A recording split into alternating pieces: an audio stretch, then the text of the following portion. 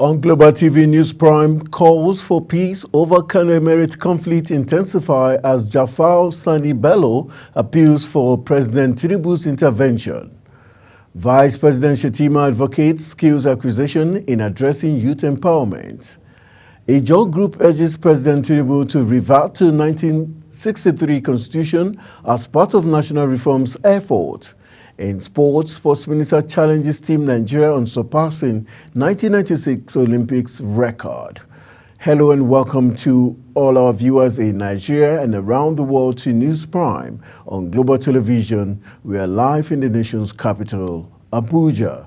I am Anthony Momodu. A politician and social commentator, Jafar Sani Bello, has called on Kano State Governor Abba Yusuf to prioritize paying attention to providing good governance and dividends of democracy to the people of his state. Sharon Ajay has details.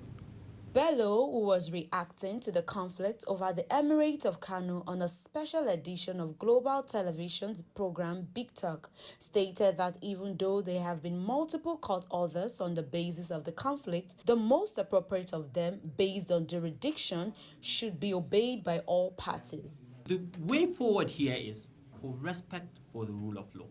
There are conflicting court orders, but there are a plethora of cases that have been decided by the Supreme Court, that wherever there are conflicting orders of courts with concurrent jurisdiction, the one that precedes takes precedence. He noted that considering the complication associated with the Emirate tussle, intervention of President Bola Tinubu will be required to resolve the conflicts. I think going forward, the president needs to act.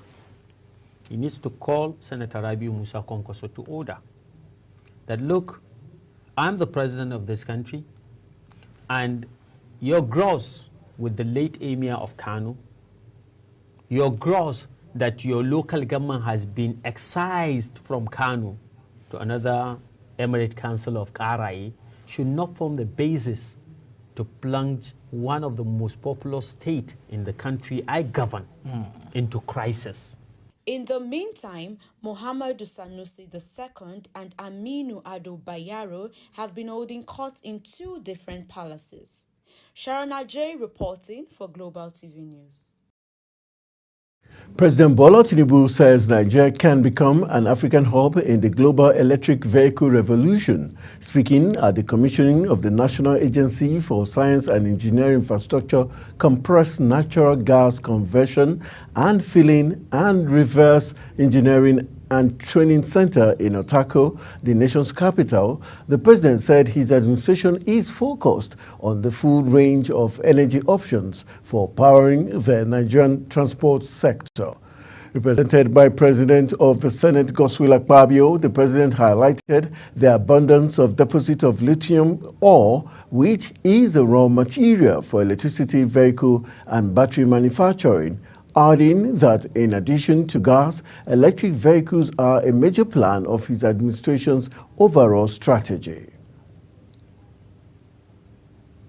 The Nigerian Labour Congress and Trade Union Congress have declared a nationwide strike beginning from Monday, June 3, 2024, over the tripartite committee's inability to agree on a new minimum wage and hike in electricity tariff. President of the Congress, Festus Osifo, announced the strike at a joint news conference with the leadership of the NLC in Abuja. We are hereby declaring the commencement of a nationwide industrial action, a nationwide strike, effective from Monday, June 3rd, 2024.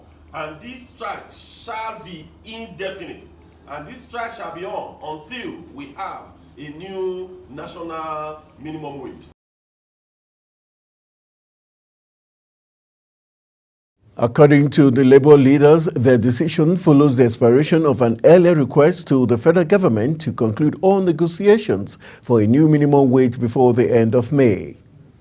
Meanwhile, the federal government has pleaded with the organized labor to reconsider its decision to embark on an indefinite strike from Monday, June 3, 2024, in protest against the government's refusal to raise the proposed minimum wage from 60,000 naira. In an interview, Minister of Information and National Orientation Idris Mohammed described the Nigerian Labour Congress and the Trade Union Congress as partners in Project Nigeria, and noted that industrial action is not the solution to the ongoing negotiation for a new minimum wage for workers. In a related development, the Construction and Civil Engineering Senior Staff Association and National Union of Civil Engineering, Construction, Furniture and Wood Workers have threatened to stop work on major roads due to crisis. The union, affiliated with the Trade Union Congress of Nigeria and the Nigerian Labour Congress, represents the senior and junior staff in the construction industry. Speaking at a press conference in Abuja, national president of both bodies raised their alarm over the plight of construction workers, pointing out that the construction industry is the second largest employer of labor in Nigeria after the government. Vice President Kashim Shettima has said Nigeria can earn more than it currently generates from the sale of crude oil if youth in the country are equipped with the skills necessary to take advantage of employment opportunities in the digital space. The Vice President said this while reiterating the importance of seizing opportunities, particularly in the digital space, while addressing the 4th National Council on Skills meeting on Friday at the Presidential Villa, Abuja. He urged the committees to work diligently as a team to address the challenges in the skills development sector, emphasizing the need to focus on high-earning skills in the rapidly changing global landscape. Shettima therefore urged the National Council on Skills to focus on high-earning skills in the rapidly changing global landscape. The National Assembly has disowned a purported bill seeking to return Nigeria to a regional system of government. It had earlier been reported that there are plans to return the regional government in Nigeria, and the bill is expected to be passed into law before October 1st, 2024. Part of the draft bill circulating on social media is titled A Bill for an Act to Substitute the Annexure to Decree 24 of 1999 with a new governance model for the Federal Republic of Nigeria. Nigeria practiced the regional system of government after it gained independence in 1960. In 1979, after military rule, the country adopted the presidential system of government and has maintained it to date. Lagos State Governor Babajide Sanwo-Olu has extended the flexible work-from-home initiative for state workers by an additional 3 months. The directive, which takes effect from 3rd June and is expected to last till 3rd September 2024, was contained in a circular signed by the state head of service, Bode Agoro. Agoro, however, noted that staff of Lagos Internal Revenue Service, teaching staff in basic and secondary schools, healthcare workers and clinical staff, allied health professionals in clinical facilities, as well as first responders in the state, and drivers are exempted from the work-from-home initiative due to the peculiarities of their work schedules. The Ijaw National Congress has called on President Bola Tinubu to revert Nigeria to the 1963 Constitution, a move it says is similar to the president's recent move with the national anthem. The National Publicity Secretary of the Ijaw Group, Ezenonebi Oyamegega, applauded the president for reverting to the anthem. He, however, urged Tinubu to extend this initiative to the 1963 Constitution, which had a parliamentary system of government. According to the Apex Social Cultural Organization of the Ijaw people, the 1999 Constitution currently in use is not people-oriented enough and was introduced to Nigerians to enslave the people. A suspended Deputy Commissioner of Police, Abba Kyari, has been released from the Kuje Custodial Center in the Federal Capital Territory after spending 27 months in detention. Kyari was detained following his arrest on February 14, 2022 by the National Drug Enforcement Agency for alleged involvement with an international drug cartel. Minister of Health Professor Mohammed Pate has reiterated the commitment of the federal government to provide improved quality health infrastructure, equipment and trained human resources. The minister, who was represented by the Permanent Secretary of the Ministry, Kachalom Daju, stated this at a one-day workshop on pool procurement officers across the nation held in Abuja. Samuel Odi has details. The minister said the workshop is an opportunity to further conceptualize pooled procurement initiative, share best practices, and develop innovative strategies to further enhance procurement processes. This initiative has been instrumental to strengthening our health system through targeted capacity strengthening support in the areas of quantification and procurement of health products at the national and subnational levels. Your lead technical efforts in the quantification of Safe Motherhood Initiative. Member of the Chartered Institute of Procurement and Supply, Alan Martins, said the aim is to foster collaboration with government agencies to help procure improved health equipment for the health sector in Nigeria. This gathering is united by a common goal, which is to contribute to the universal health coverage by improving availability, affordability and access to life-saving health products for the people of Nigeria through effective procurement practices. Discussions at the workshop by participants centered on implementation strategies for pooled procurement with a case example. Samuel Odi, reporting for Global Television News. The Nigerian Education Loan Fund has confirmed that Nigerian students studying abroad are ineligible for the newly introduced student loan scheme. The Access to Higher Education Act 2023, signed into law by President Bola Tinubu on June 12, aims to provide interest-free loans to indigent students attending Nigerian tertiary institutions. The move is in line with Tinubu's campaign promise to enhance education funding. Dele Alake, a member of the former presidential strategy team, noted the significance of this legislation in making education more accessible.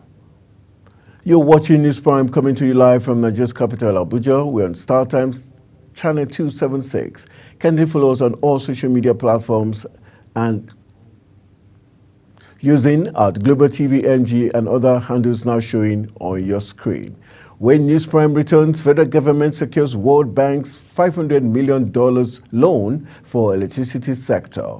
These and other stories coming right after this break. Do stay with us.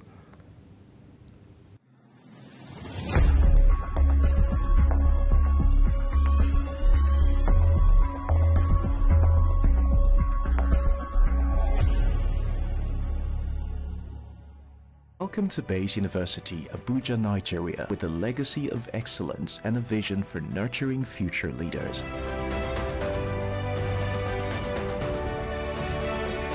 Bayes University is in a league of its own. We're all about our people, processes, and technology. Bayes is one of the highly rated universities in Nigeria in terms of product quality standards. We don't just produce graduates, but groom people into employers of labor. And it has made us understand that learning is all about three things. We learn, we unlearn, and we relearn. Bayes University Hospital offers a range of specialized services equipped with the latest technology, manned by a team of trusted professionals. And now, our vision extends beyond our walls with the Baba Ahmed University in Kano following our lead. Join us at Bayes University and invest in your future today. Bayes University is the institution that you will get the best value for money education in Nigeria. Bayes University. Learn to live.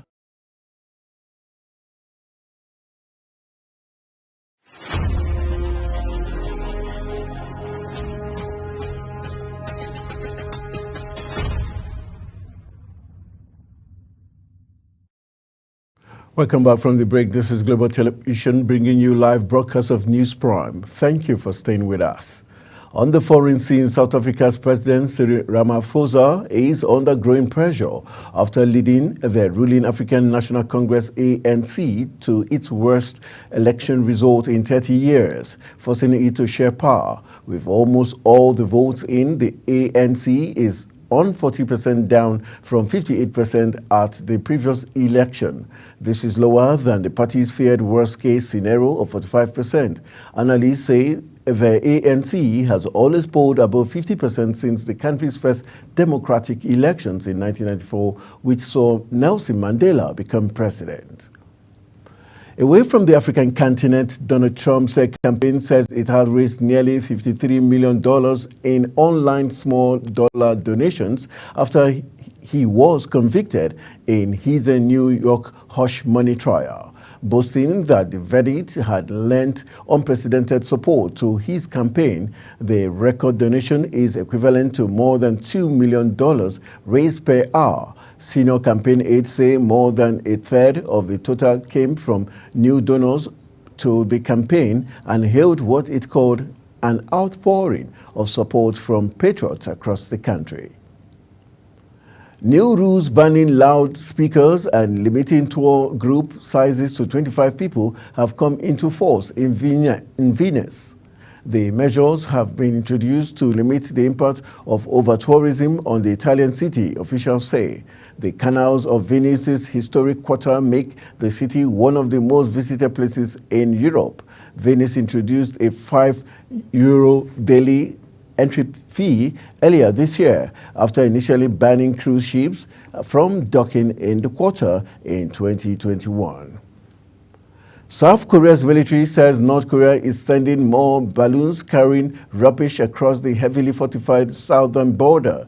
It comes days after North Korea appeared to send at least 200 balloons carrying rubbish over the border in retaliation for propaganda leaflets sent from South Korea. South Korea's defense minister Shin Won-sik called it unimaginably petty and low-grade behavior, while the military said it is examining the content of the bags floated over the border by the balloons. As we turn to business, operators have hailed the decision of the federal government to suspend the controversial $300 levy imposed on helicopter landing. The decision to suspend the levy came after massive protests against it. Minister of Aviation and Aerospace Development Festus Keyamo announced the temporary suspension of the fee levied on helicopter operators.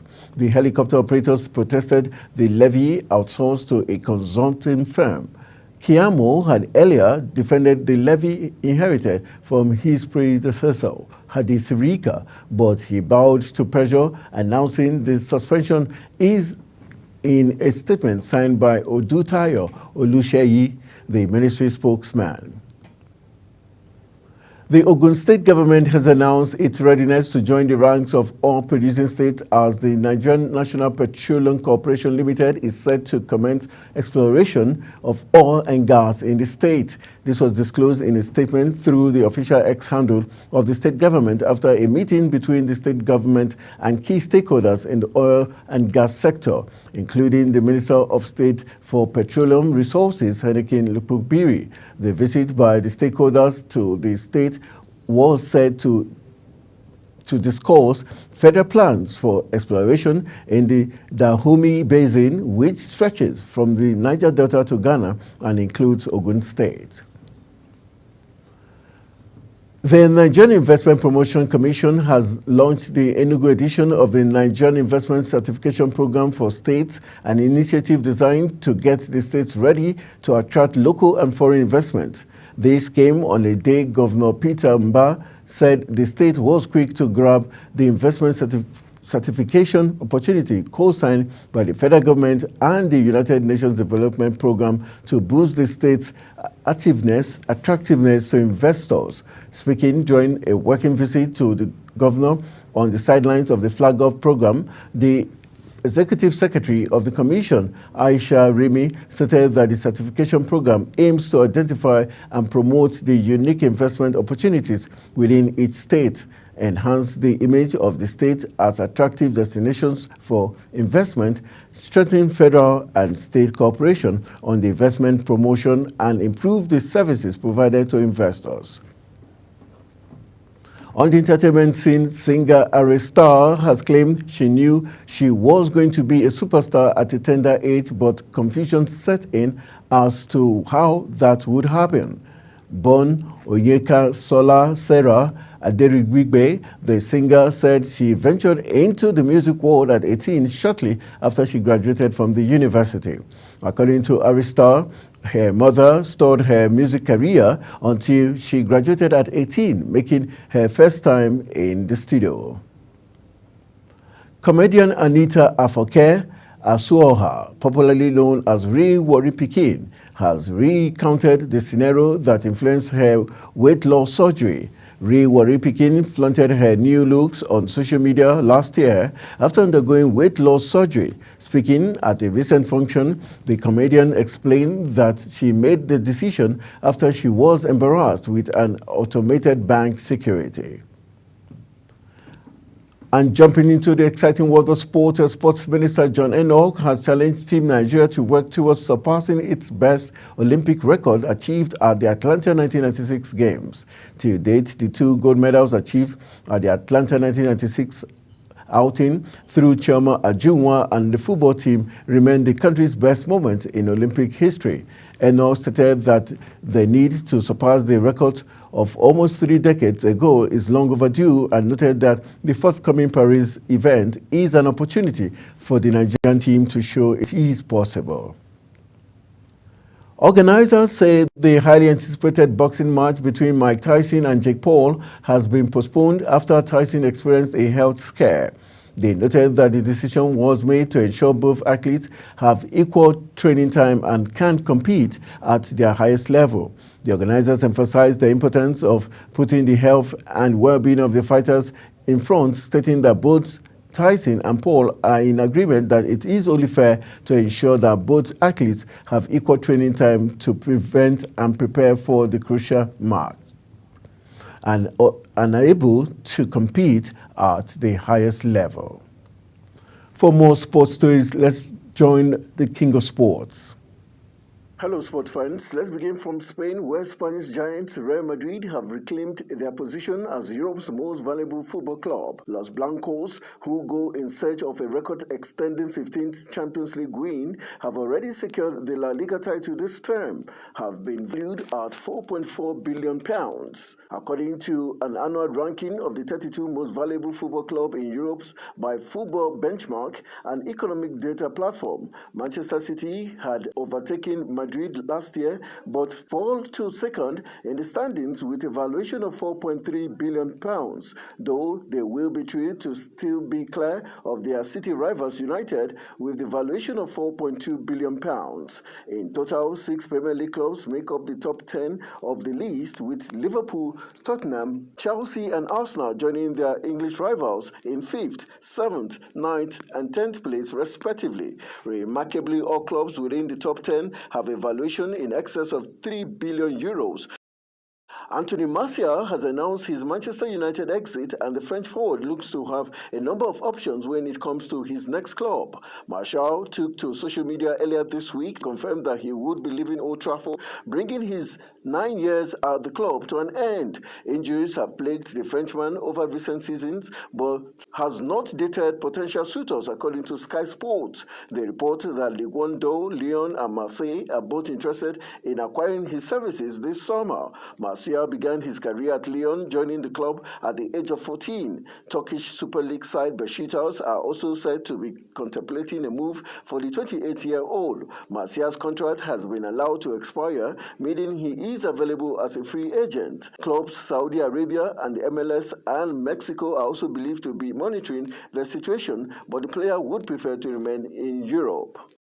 Jose Mourinho has reportedly reached an agreement to become the new Fenerbahce manager on a 2-year contract. The Portuguese boss is set to replace Ismail Kartal at the Turkish giant, according to journalist Gianluca Di Marzio, in what would be his 11th managerial role. Mourinho, 61, is set to succeed the Turkish boss after Fener finished second in the Turkish Super League for the 3rd straight year. It is believed that Mourinho is to return to the game after being sacked by Roma in January after 2.5 years in charge of the Italian side. Previous reports claim Mourinho was a target of Saudi Arabian club Al Qadisiyah, but seemingly his next destination is Turkey. Monaco midfielder Mohamed Kamara has been suspended for 4 games after taping over the LGBTQ logo on his kit. Kamara, a Muslim, covered up the badge on the front of his shirt with white tape as Monaco beat Nantes 4-0 in the final League One match of the season, with the 24-year-old scoring a penalty in that game. He didn't take part in the initiative because of religious reasons. The French Football League released a statement which read, after hearing the player Mohamed Kamara and noting his refusal during the meeting to carry out one or more actions to raise awareness of the fight against homophobia, the commission decided to impose a 4-match suspension.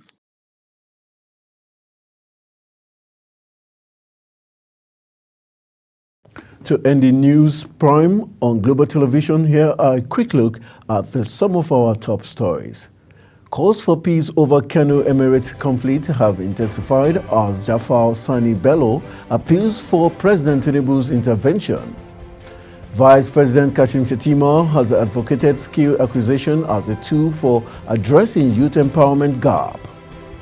Ijaw National Congress has appealed to President Tinubu to revert to 1963 Constitution as part of national reforms efforts. In sport, we told you Sports Minister John Eno has challenged Team Nigeria on surpassing 1996 Olympics record. That's it on News Prime, and it came to you live from Nigeria's capital, Abuja. We're on Star Times Channel 276. Kindly follow us across all social media platforms using the Global TV NG and other handles now showing on your screen. I am Anthony Momodu. Thank you for watching, and see you again.